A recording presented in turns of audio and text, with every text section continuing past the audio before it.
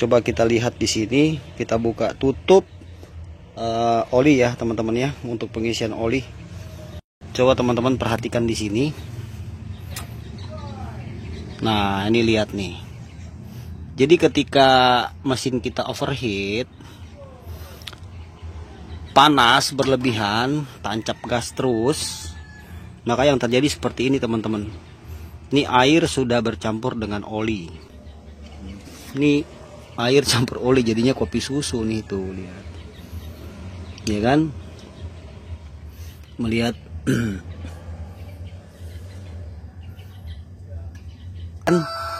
nah, kemudian sudah pasti di radiator juga sama. Jadi ketika air itu bercampur dengan oli kan tidak senyawa. Nah, biasanya air itu akan ada di atas sini teman-teman. Ya, sama juga ketika kita buka tutup radiator, oli akan ada di atas. Coba kita buktikan ya. Kita lihat. Nah, teman-teman kalau mau buka gini jangan mesin kondisi panas ya, harus tunggu dingin. Karena kalau enggak bisa bahaya teman-teman. Nah, coba lihat. Nih kan. Ini udah ada oli di sini nih. Lihat. Airnya sudah kayak berbusa-busa gitu ya, kayak ada. Nah, itu teman-teman. Oli bercampur dengan air begini, ini sudah pasti adalah dampak dari mesin yang panas. Jadi teman-teman harus paham, ketika sudah terjadi seperti ini, berarti mesin harus turun separoh ya, harus separoh mesin diturunin. Jadi kita mesti ngangkat bagian dexel ini ya, cylinder head. Nah, kita harus angkat untuk mengecek kondisi packingnya. Kemudian harus mengecek juga kondisi si cylinder head.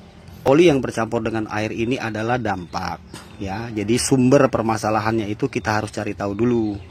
Ya, apakah memang radiatornya mampet? Artinya ada yang memicu ini sampai mesin itu terjadi panas, overheat. Saya naik dulu. Oke. Nah, ini pentingnya indikator ini harus jalan nih. Indikator sebelah sini kan buat temperatur nih. Karena kenapa? Ini kan indikator memberikan kita informasi tentang suhu mesin mobil kita seperti apa.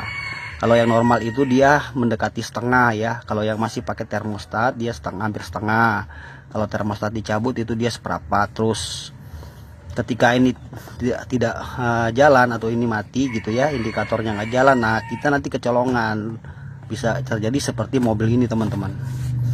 Kalau mengalami masalah yang sama seperti ini ya, kita cari tahu di mana sumbernya. Karena kalau tidak ketemu sumbernya, nanti bisa terulang lagi. Ya, sumbernya kan macam-macam, bisa radiator mampet yang saya bilang tadi, water pumpnya bocor. Ya, jadi bagian mesin itu yang berhubungan dengan air, ya ada namanya water pump. Kemudian selang radiator atas dan bawah, ya selang water pump, selang balik maksudnya ya. Selang kayak gini nih, ini ada selang balik satu. Nah, jadi jangan sampai nanti ada yang bocor sehingga memicu terjadinya panas. Kemudian fan belt yang kendor, water pump tidak bekerja secara maksimal, ya putaran RPM waktu langsam terlalu rendah. Nah, itu berbagai masalah.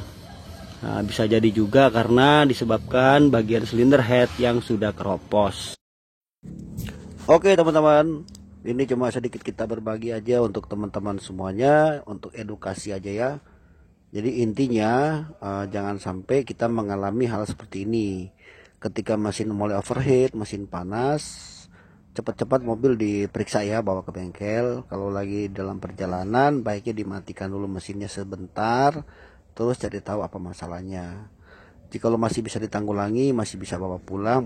Kalau ragu, lebih baik mobilnya di towing saja. Kalau enggak nanti bisa kemana-mana ya teman-teman. Ini hanya contoh saja ya, mobilnya Suzuki Carry, tapi bisa terjadi untuk mobil apa aja. Yang jelas kalau mesin panas itu berbahaya. Oke teman-teman, terima kasih sudah menonton. Nanti kita jumpa di video berikutnya. Salam sukses buat teman-teman semuanya. Nanti kita jumpa lagi, jangan lupa di subscribe. Semoga manfaat teman-teman. Bye.